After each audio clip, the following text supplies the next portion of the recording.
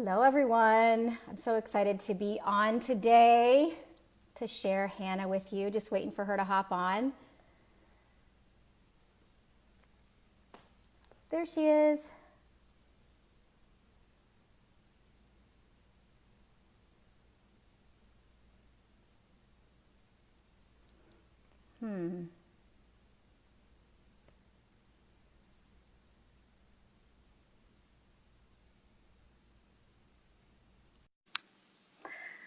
Okay, she's coming on. There.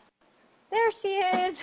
Hey, Hanna. Hey, how Oh are my you? gosh. So I'm good. Hanna is Good. on all the way from Guatemala. Yes.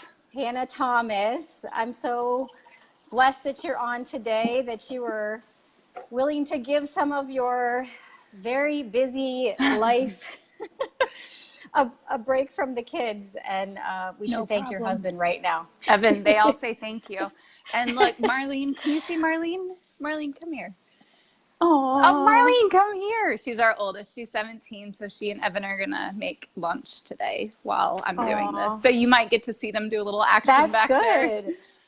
Well, We'll hi, try to. Marlene, and whoever hops on it. They can't hear us with our earbuds in here, No, Hanna, but I just want to welcome you on today and thank you so thanks. much for being willing to hop on and do this little chat. No problem. I was so touched by your story and what you're doing. And I actually met Hanna when I was on a mission trip in Guatemala. And I want to tell you how I first saw her because my very first day in Guatemala, we went to church. And I was sitting in the back row and with my mom, and I remember looking to my left and seeing this beautiful redheaded woman Oh, with all these children. And I actually did a double take because I thought, oh my gosh, wow, like there were so many kids there. yeah. And it didn't even cross my mind for a second. I didn't even think that you were their mom, or I thought, wow, I wonder if she's a missionary as well. And she's maybe a teacher here. And I had no idea until, that you were a mom to 8 orphans until we got the tour of Hope of Life and went to your home and saw you and met you and your husband with your 8 children. And I literally was like, oh my gosh, blown away. I Oh. had no idea that there was this kind of care out there for Hmm. orphans, and that it's actually parents moving to Guatemala to Sorry. to parent. That's okay, to parent children in a mother father in a home situation. And what an incredible idea that is. And also I learned that the home that we were helping to build is going to be your future home, Hanna, Hallelujah. on that is going to be hopefully ready. Is it September or October? I don't know anymore. Yeah, But hopefully soon. hopefully September it'll be ready. But Wow. Well, before we dive into, I want you all to hear from her. I just want to tell you a little bit about Hanna. And Hanna is actually the mom to 8 orphans in Guatemala, beautiful children. And she also has a baby on the way, yeah. due in, due in October, Yep, October. due in October. And also October marks 2 years for you Exactly.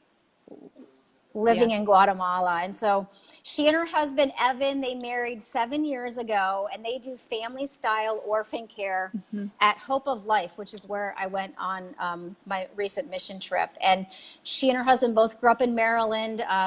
Hanna became a teacher. She's taught everything from kindergarten to middle school. And she also has her master's in education. She's done so many things.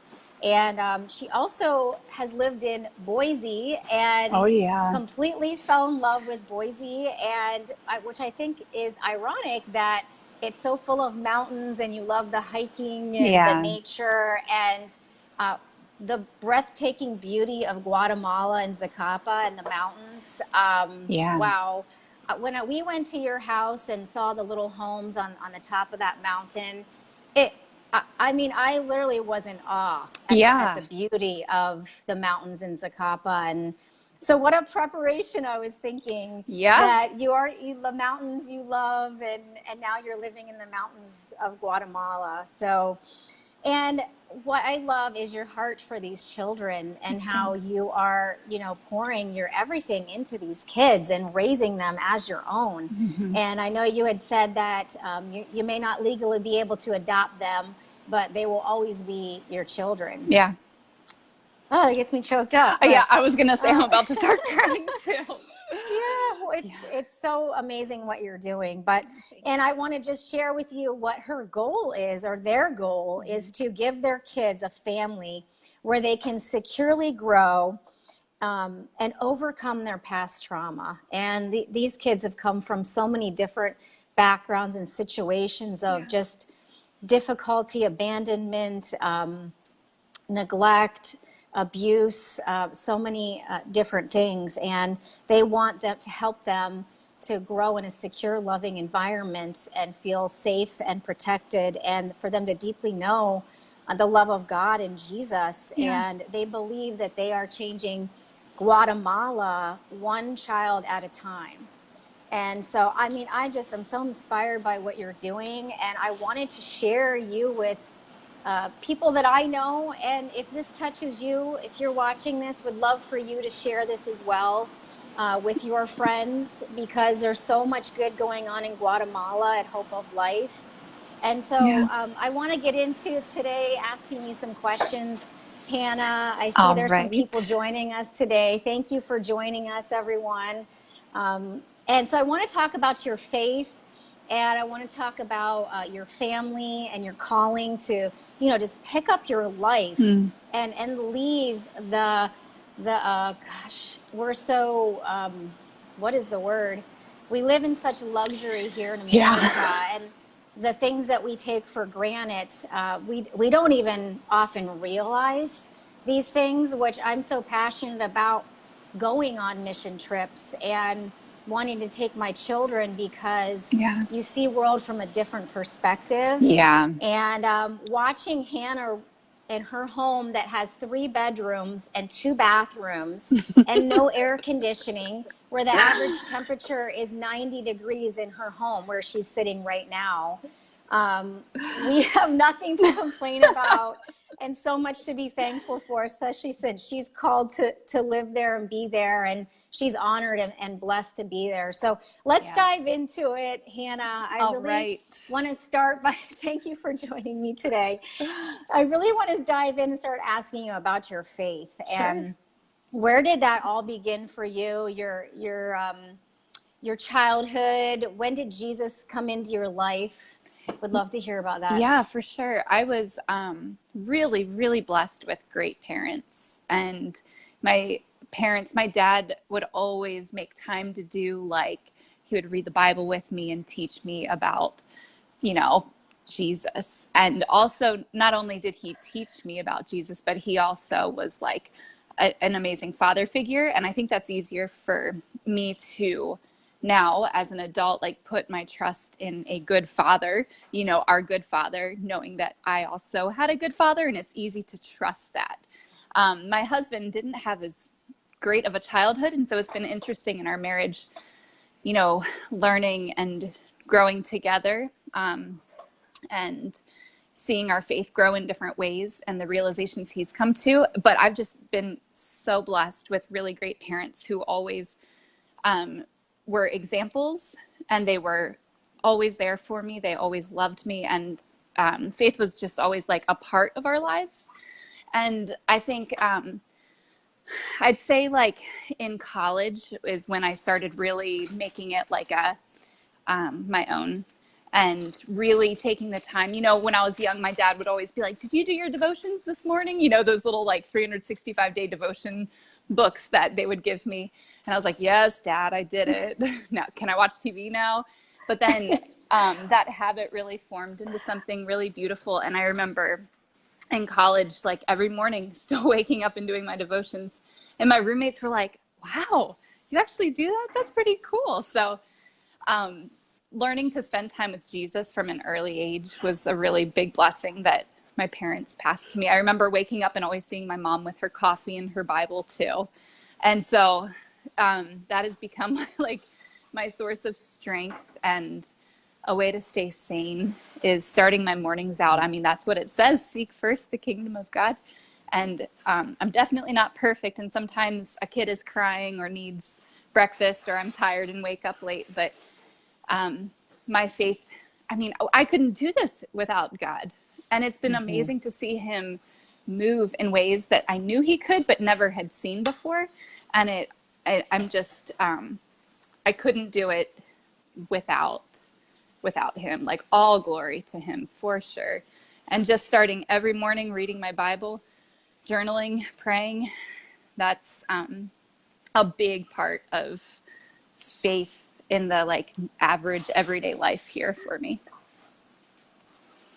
That's really neat. So you've grown up always having known who you are and have felt loved. And now you're in a situation where you're raising children that I would probably say, am I right, that most of them did not have that? You're exactly feeling, right. or they did not know God in any way when you met them. And so tell us a little bit more about, so you went to college, you became a teacher, you were in the workforce, and then fast forward, you got married. And so how did you and your husband get the call to pick up and move and completely leave the country and move permanently to Guatemala? Because that is incredible.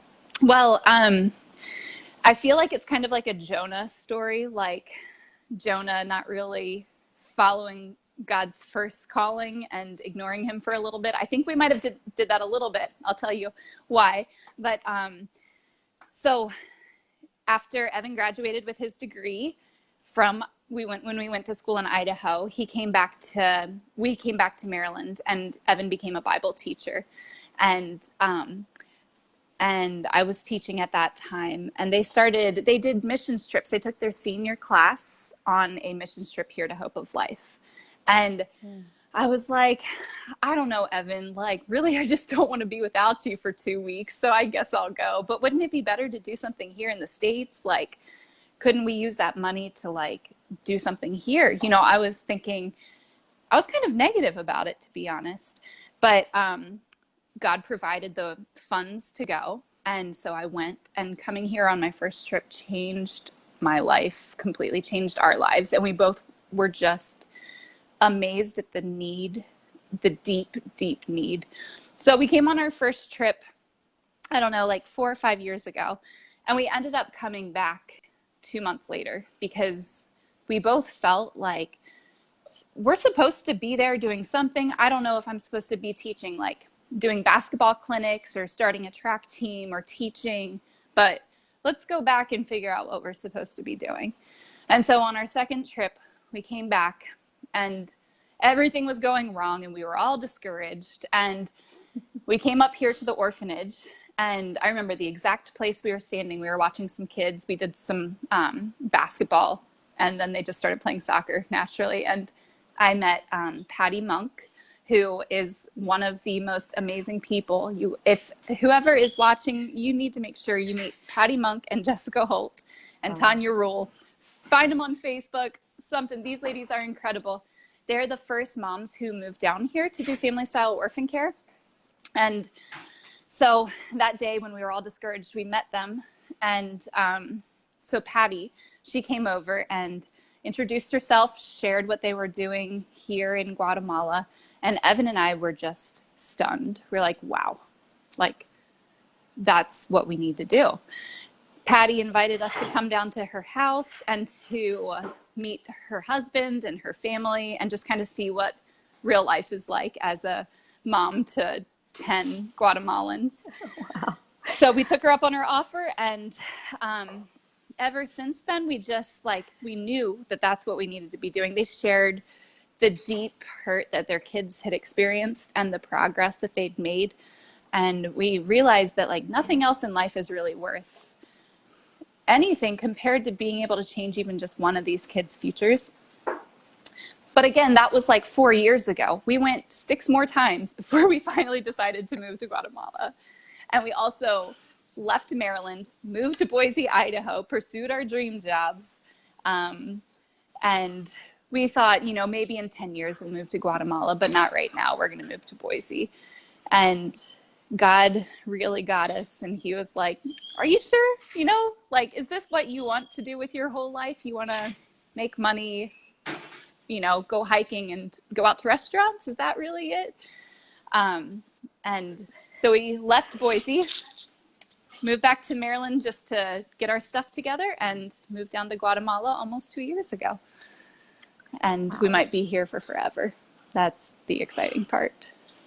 So tell us the turning point for you. I mean, how did it go from, my goodness, you have your heart is tugged and pulled for these children, and you go so many times to visit, and you even learn about it, to, all right, God, I need to be obedient. And I know that's happened for me in my life, where, I felt tugged in a certain way, and it's almost like the discomfort doesn't leave you.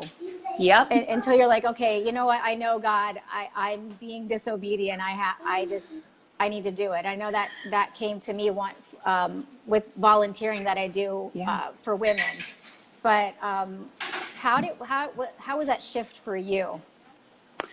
Well, it was funny because the day that Evan, so when we lived in Boise, Evan decided to meet his principal and former students here in Guatemala and surprise them. And Evan was like, hey, we should move here. And it was really funny. And this is how I knew it was God too. It was the first day of my dream job working at Boise State University. Evan called me and he was like, we have to move, babe. We've got to do it. And I said, no, I just started my dream job. There's no way we're going right now. And then he's like, okay, just come. Let's plan a trip for a couple months from now, and let's see what you think when you get here. And 2 months later, we were here in Guatemala, and the turning point was meeting the sibling group of 4 kids who just arrived at the orphanage, and they'd watched really horribly traumatic things happen right in front of them, like to the point that I shouldn't even repeat it. And meeting them and knowing that they didn't have parents anymore, and that they needed parents. That was the turning point. I just thought, like my dream job, our nice house, it doesn't mean anything. Like this is what's really important. So on that trip, we decided to finalize it and get together all of our stuff and move down as soon as possible to become parents, to hopefully, we thought we were going to have those kids. We didn't. They got put into a family sooner, which they needed. But they really moved. They tugged my heart and Evan's, and they were like I think God used them to change a lot of people's hearts, and they definitely changed our hearts. So. And what I find so something that stands out to me is that you guys were not even parents yourself yet, and yet God gave you that love that only a parent has for children. And I think, my goodness, you're about ready to have your own child, and you already have 8 other ones. Anyways, I'm just so touched by your story. Oh, thank you. So you picked up and moved, and right away, were you in the home that I met you in? Is that where you lived right away? And how did you end up with 8 children? So after about 2 or 3 weeks, we were here in this house. They started us off with just a few kids. They started us off with 4 kids, just a few, 4 kids. And then we gradually added, some got sent back to live with family.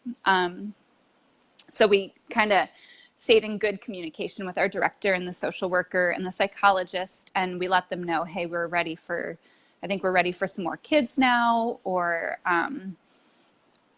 just we're ready to continue to grow the family. And so 8 was the number that we were at for a while. And then actually we currently only have 7 because, I mean, even that picture of us announcing that we were going to have a baby, like we had 8 kids and we left to go to the States and one of our little boys got sent back to live with his family. Oh. And yeah, so just out of, like, we didn't expect it. It wasn't something we thought was going to happen. And didn't really even get to say goodbye to him. And he'd been in our family for over a year with us, and it was, Wow. yeah. But so now we have 7, and we'll have our baby, which will make it 8. And then, you know, as God leads us and as we're prepared, we'll take on more kids for sure. So how are you even prepared to care for children? I mean, I think, my gosh, when I had my first child, I literally was reading every book about having a baby because I was so scared. And I was someone that hadn't even babysat a baby before. So I think about, my goodness, that's an infant, but you're caring for children that, I don't know, you're just taking on this role that is so foreign. How did you prepare for that? And you obviously have mentors there that have already been doing it and they're already parents themselves, but what was your process like with that? Well, I don't think anything really prepares you completely for being a mom to kids in a different language. And like, I didn't come fluent in Spanish or anything. I just came with a little bit of Spanish. So that's another really great example of how it is all God. We would not be able to survive on a daily basis without him and like without his grace, I think mostly. But we also did a lot of training on trauma because all of these kids have been through so much trauma and how it literally changes the chemistry of the brain, and being able to understand coming into this with an understanding of how things will be a little bit different from the kids that we might have taught in the past or the kids that we know, like the little toddlers that we know, and how, you know, changing caregivers pushes these kids back 6 months every time, or, you know, experiencing trauma early on really just stunts the frontal lobe development where the decision making and processing happens. And so we can't expect our 4-year-old to be the average 4-year-old. And so coming into it with no expectations really, I think helped a lot. And just knowing that we were going to have to learn as we go, and that we'd have to ask for help, and that we'd need to lean on each other, and that we would need to definitely lean on God. I think that's really the only way. Like, we were as prepared as we could be on paper, being teachers, having training in trauma. But honestly, I think I'm more worried about caring for my own infant baby than I mean, I feel like everything else will be easy after we get through the infant stage.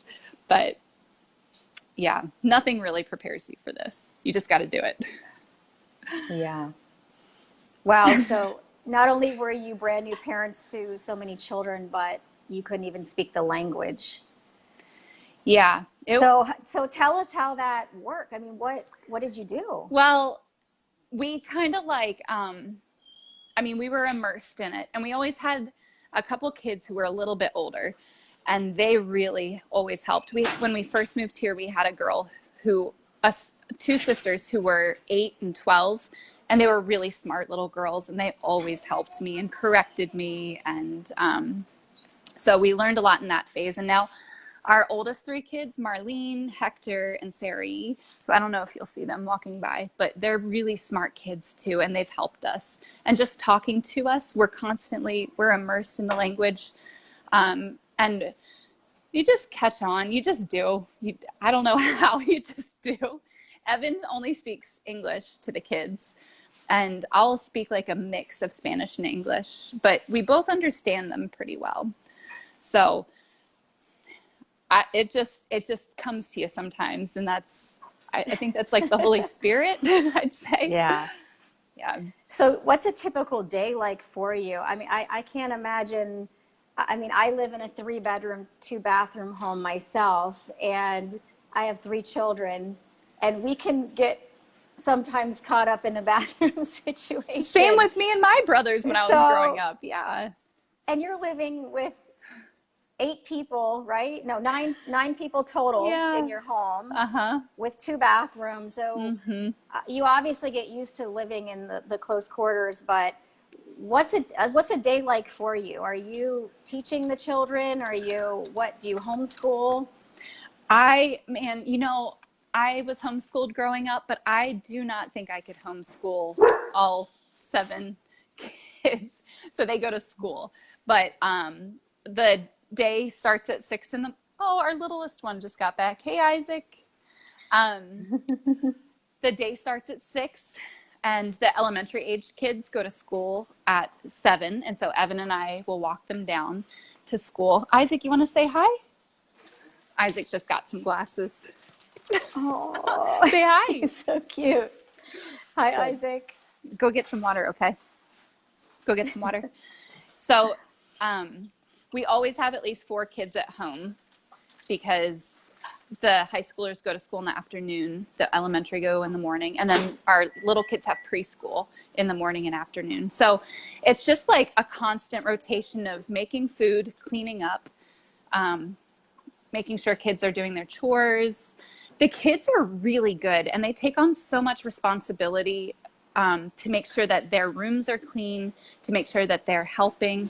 And I don't really have to push it that much. And I think it might be like a Guatemalan cultural thing that they're just like, they're ready to help. And I think they love being in a family, and they like seeing their house taken care of, and they like seeing their house clean. And they're like on board with sweeping and washing their dishes. You can see Hector washing his dishes back there. I mean, what 15-year-old boy finishes his cereal and goes and washes his dishes? Not many. I think I need to bring my 3 kids to come and live with you for a while. They might be better helpers. Well, I know these kids are better helpers than I ever was, for sure. So, but the day is just like a constant rotation of nap times, like any mom, but just going to school, making sure lunch is ready, making sure dinner's ready, playing outside. I do all of the tutoring kind of stuff. I don't teach them, but they all come home with homework that requires lots of time and attention. So honestly, I don't have much energy at the end of the day. I go to bed so early. Too. Yeah, that's been a challenge for sure. Evan does a lot of. Oh, go ahead. Sorry, go ahead. Evan does what? Evan does a lot of cooking in the house. He's always helping. He's Thank God. Mr. Versatile. He can do anything, but then he's also always like cutting little boys' hair or working on the cars or cutting the grass up here. Like he's always busy doing something. And so it does feel like there's always something going on. So we do try and make some time for rest, just relaxing, no TV, just chill out, guys. And they do a really good job of occupying themselves, doing puzzles, reading books. Yeah. And there's no cell phone for every child in Guatemala. No. Although a lot of kids have them, but it's just not realistic right now. Yeah. So tell me, how have you seen God move in your children's lives? Tell us some things that have happened that are just incredible. I think watching, 2 things come to mind first off, one with our youngest girl and one with our oldest girl. Our youngest girl, she is 6, and she's just taken on this passion for praying. And I think she has a gift, and I think she hears from God directly. It was really cool one time praying with her, and she prayed for my dad's foot. And I was like, okay, did you talk to Abuelo? Did he say that his foot hurt? She's like, no, I just wanted to pray for it. And the next day I talked to my dad, and he told me that he'd hurt his foot. And I was blown away. Like, this little girl, she's such a spunky, feisty little girl, but her heart is gold. And I really do believe she hears from God. And so now every time she prays, we're like, yep, Roxana, you go ahead. You keep praying, girlfriend. We're listening. So it's been cool just to see God live in her, and for her to have the understanding of just of him, you know, and how he loves her, and how she's a princess, and how much her life is valuable to him and to us. So that was really special. And it's cool to just see all of this continue, you know, as she grows up, and I see her sitting in bed reading her Bible in the mornings. Like, that is such a blessing, and I don't tell her to do it. So little things like that are really special and unprompted. Our oldest girl, it's been really nice to just have, you know, with teenagers, how sometimes it's hard to, you know, talk about God, have Bible studies, or help them understand like the real relationship that is there. And especially when a teenager who's gone through so much bad stuff, it's hard for them to, you know, a lot of kids, I don't blame them for not wanting to know God or talk to God or love God. But it's been really cool with our oldest girl, who's 17, just having conversations, just normal conversations about everything from like why it's good to wait till you're married to have sex, and why just because you wear hoop earrings, it doesn't mean you're going to hell, which is what the culture is. The culture says things like that are not biblical. And she comes home, she's like, some kids at school said that, you know, if you wear shorts, then you cannot go to heaven. And so we just have these like good conversations. We open the Bible and we look at what the Bible says together. And so it's cool to show her that like the Bible is applicable to real life, and you just open it up and you read it, and there's so much knowledge in there. So we've started doing like a Sunday morning like devotional together too, reading through James right now. And it's been really cool to see our older kids take out a verse from each of those chapters and say, this is important to my life because, you know, whatever. But they're all kind of little things, but the overall theme of God providing in every single way for them, for us, like I know they see it, and I know they're that they'll always, it'll impact their lives for forever. So how are you able to live there? How are you able to live there and be there? You obviously have financial support, and how does that all work? Oh, well, do you see our littlest one, our little girl there washing her dish? Yes, that's good. So cute. Well, maybe she wasn't washing her. She probably was. Yeah, so we live here through the support of churches, people, some people that we've met that have come to visit, family, friends, just a variety of people who feel led to support and who want to invest in something where they know that their money is going like directly to the care of these kids.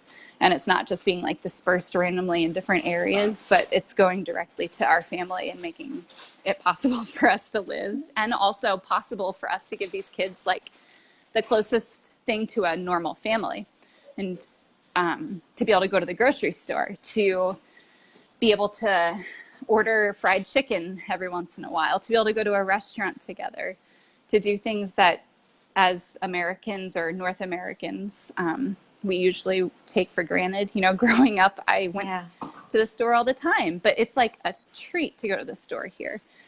And so, well, it's not close either. No, it's like 30 minutes. Crazy. So our supporters make like real life family living possible. So that's incredible. One thing I notice about you guys is you're just like glowing. You exude the love of God, and it's just, you can see it in, I mean, when I walked into your home, I could not even believe it. I was like, wow, this is just incredible.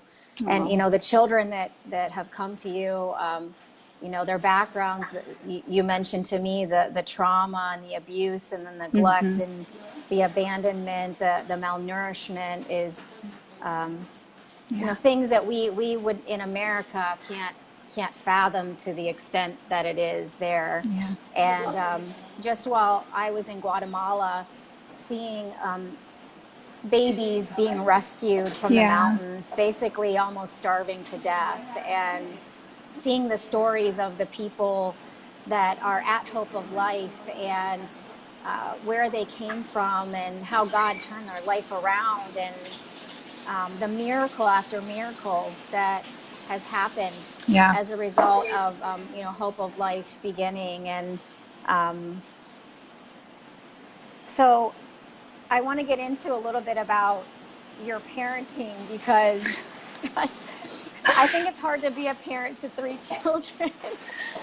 And I love being a mom, and I know you do as well. So could you, I mean, hearing you say that your kids want to help is phenomenal, but could you give us a tip?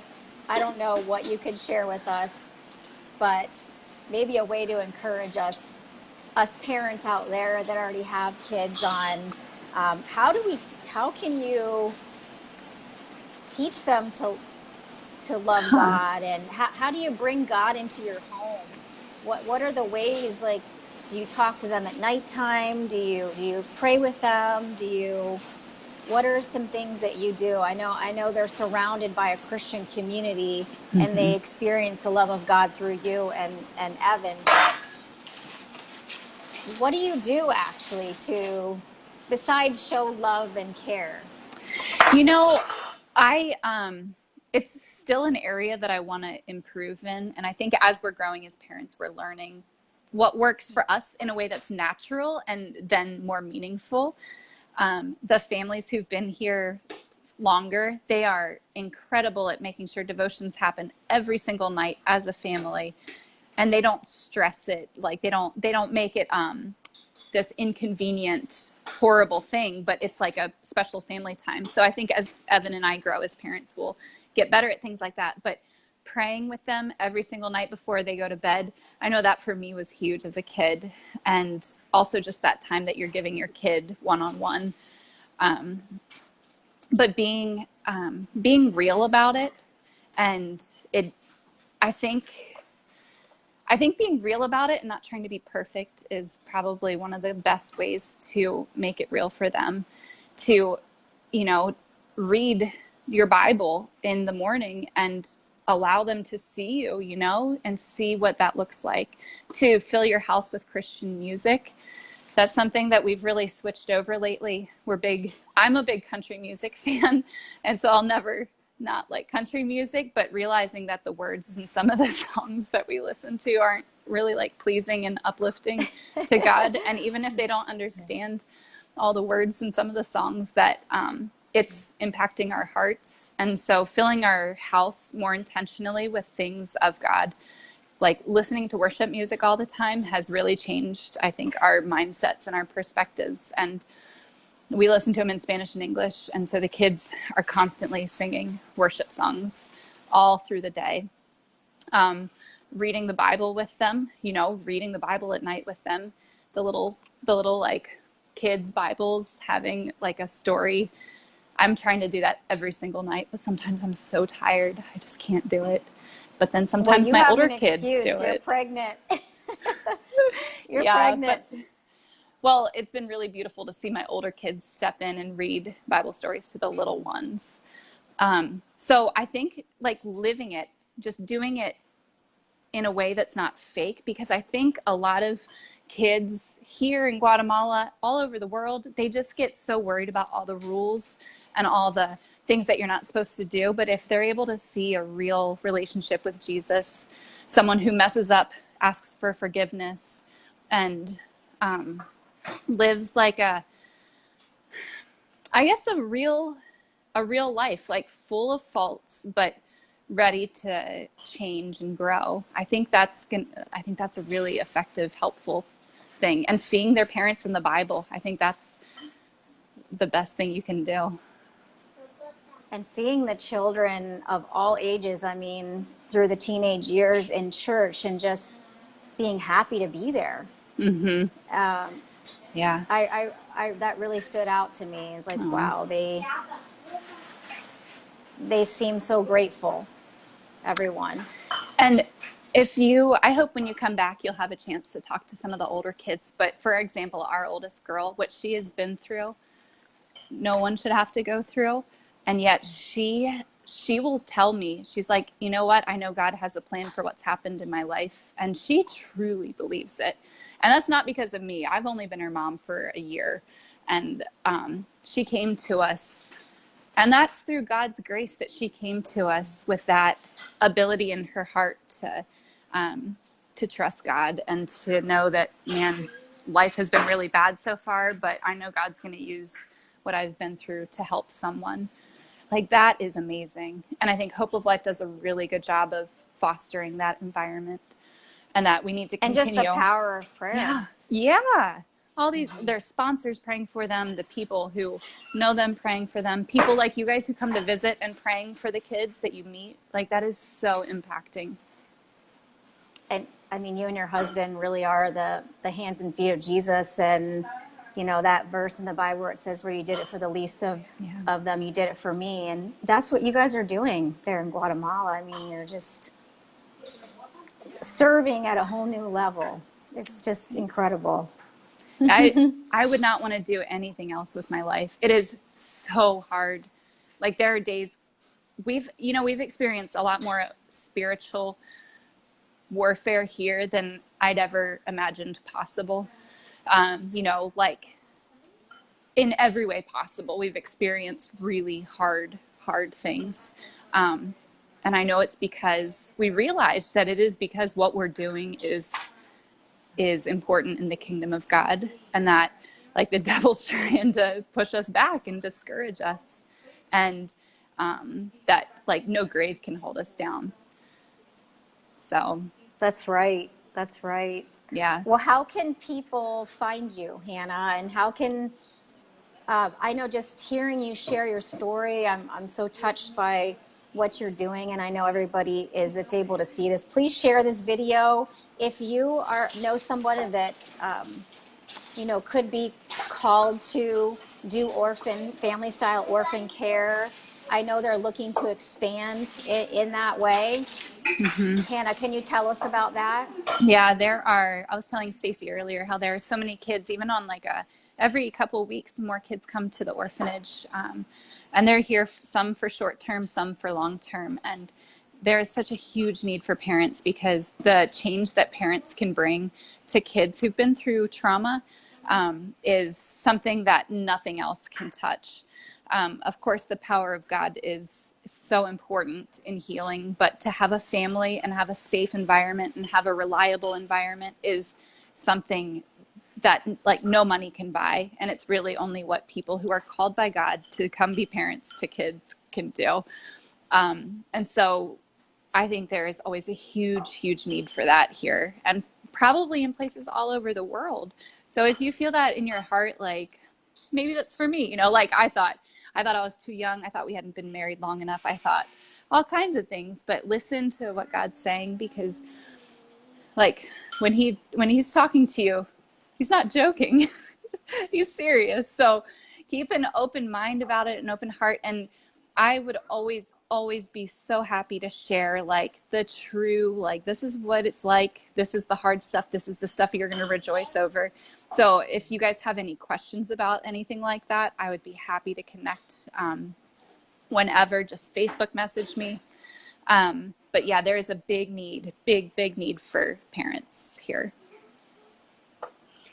Well, and as we finish up, Hanna, I wanted to ask you, what do you love about Guatemala? What are your favorite things about Guatemala? Man, I love the beans. I think I might be crazy, but, like, the black beans that they make here, there's just something different and delicious. Even the rice is really good. Like, the food's very simple, and it's not exactly the diet that, like, will keep you nice and thin necessarily, but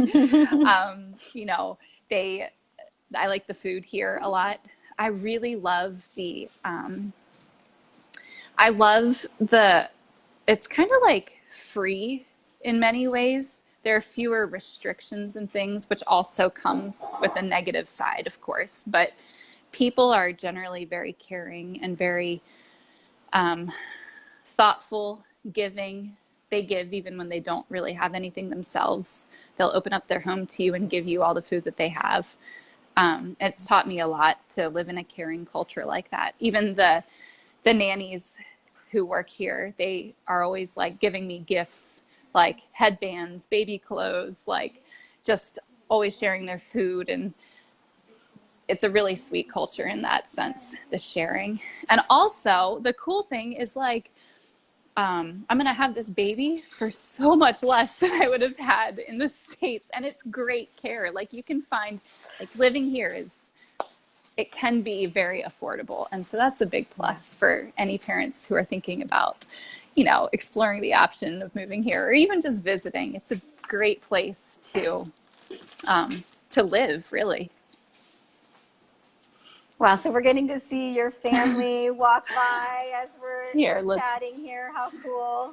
There you go. Could you give us a little okay, we can see some of your kids there. Isaac, awesome. Look there and say hi. There's Marlene. Camera Tell shy. Tell us the name of your children. The names of your children. Sure. So Isaac is our youngest with the glasses, little silly 4-year-old. And then we have Roxana, who's 6. Her brother Andres, who's 8. There's Roxana. Roxana, you want to say hi? Okay. Hola. Yeah. Hola. Oh my gosh, she's so cute. She's so smart too. Roxana's brother is 8, and then we have Sarai, who's 12. Baylin is 13. Hector is 15, and Marlene is 17. Yeah. Wow. The little boy who went back to live with his family, he was just a little bit older than Roxana. So or a little bit younger. So we had 2 6-year-olds and Isaac, the almost 4-year-old. So that was a busy, constantly hearing my name time of life. But that's just how it goes. But you miss him. Yes. Yeah, we all do. Well, could you show us, I know this is a big ask. Could you show us outside where you are? Yeah. Take your phone because it's just so beautiful there. Well, and when you can see right from the this mountains. Is our kitchen. Yeah. Evan and Hector went and hiked up those mountains today. They were out for like 4 hours this morning hiking. So I'm really glad that Hector's able to spend time with our boys doing things like that. But here, let me take you right outside. It's so beautiful. Yeah, and you were telling me that your new home, that you're actually going to be doing aquaponics. Is that how you call it? Yeah, exactly. Where you're going to be, tell us about that. On the roof, you're going to have now 4 bedrooms and 4 bathrooms and a storage area. Yeah. and on your roof, you're going to be growing crops. Is that what you're doing? So we are going to, we are going to be doing aquaponics, which is where you have a tank of tilapia fish and they kind of like, whoops. I'm hearing myself talk now. Let me go back inside. It sounds okay from here. Sorry. Oh, it does? Okay, good. Yeah.